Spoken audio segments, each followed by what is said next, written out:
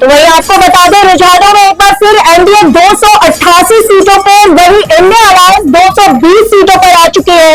और अगर उत्तर प्रदेश की बात करें तो वहां अखिलेश यादव कन्नौज से 17,000 वोटों से आगे चल रहे हैं। तो आपको बता दें कि अखिलेश यादव जो है वो उत्तर प्रदेश से 17,000 वोटों से आगे चल रहे हैं।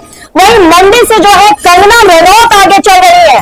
तो आपको बता दें, बीजेपी से पहली बार फिल्म स्टार कंगना रनौत चुनावी मैदान में थी और वो आगे चल रही है। तो इसी के साथ एनडीए जो है अब 290 सीटों पर आ चुकी है और इंडिया अलायंस जो है वो 219 सीटों पर है। तो लगातार एनडीए बढ़त बढ़ाए हुए है, 290 सीटों पर एनडीए गठबंधन, वहीं इंडिया अलायंस जो है वो 219 सीटों पर है। वाराणसी से पीएम मोदी आगे चल रहे हैं। तो आपको बता दें, वाराणसी जहां से पीएम मोदी ने अपना चुनाव लड़ा और पीएम मोदी लगातार आगे बढ़त बनाए हुए हैं वाराणसी से। तो ये बड़ी खबर आपको बता दें कि वाराणसी से पीएम मोदी आगे चल रहे हैं और कन्नौज से अखिलेश यादव जो है वो 17,000 वोटों से आगे चल रहे हैं। मेरठ से अभी फिलहाल बीजेपी के अरुण गोविल पीछे हो गए हैं, जो भी कुछ देर पहले तक जो है वो आगे थे। वहीं हाजीपुर, बिहार के हाजीपुर से चिराग पासवान जो है वो आगे चल रहे हैं। 4 राउंडों के बाद पीएम मोदी आपको बता दें वाराणसी से आगे चल रहे हैं।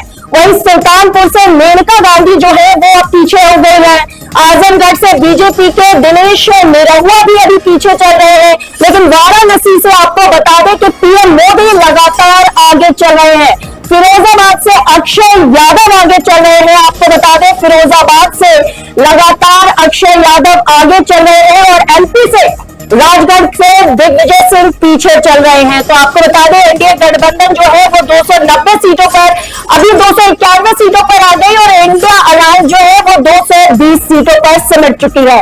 तो फैजाबाद सीट से एसपी उम्मीदवार आगे चल रहे हैं। ये चौंकाने वाला आंकड़ा है, जहां से लल्लू सिंह बीजेपी के पीछे चल रहे हैं और एसपी उम्मीदवार आगे चल रहे हैं। वहीं दंडौर में, बहरामपुर में टीएमसी के यूसुफ पठान वो पीछे चल रहे हैं। तो रुझानों में आपको बता दें, एनडीए गठबंधन जो है वो 291 सीटों पर आगे चल रही है, वहीं इंडिया अलायंस 220 सीटों पर पीछे चल रही है।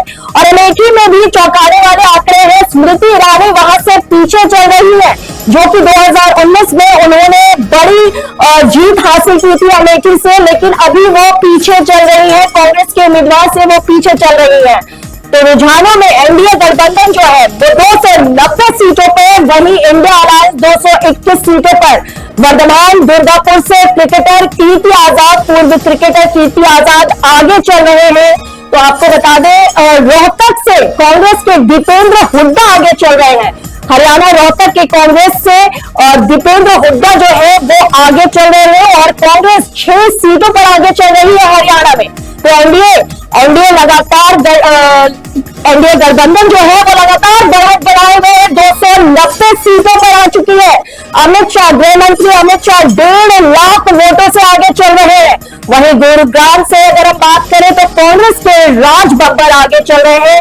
इंडिया गठबंधन 223 सीटों पर आ चुकी है, वहीं एनडीए लगातार बढ़त बढ़ाते हुए 291 सीटों पर आई है। तो आपको बता दें कि लगातार जो एनडीए गठबंधन है वो बढ़त बना रही है और महाराष्ट्र में बीजेपी 10 सीटों पर आगे। तो महाराष्ट्र के आंकड़े आपको बताएं, वहां भी शिवसेना शिंदे जो है वो 10 सीटों पर आगे है। बीजेपी महाराष्ट्र में 10 सीटों से आगे है।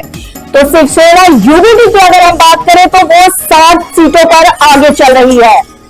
तो लगातार जो है एनडीए गठबंधन 290 सीटों पर, वहीं इंडिया अलायंस जो है वो 222 सीटों पर। और लगातार वाराणसी में पीएम मोदी चौथे राउंड के बाद सबसे आगे चल रहे हैं। तो आपको बता दें कि एनडीए गठबंधन अब 291 सीटों पर और इंडिया अलायंस 222 सीटों पर आगे चल रही। लेकिन वही एनडीए जो है लगातार अपनी बढ़त बनाए हुए है और 290 सीटों पर आगे चल रही है। मैनपुरी से डिंपल यादव आगे चल रही है।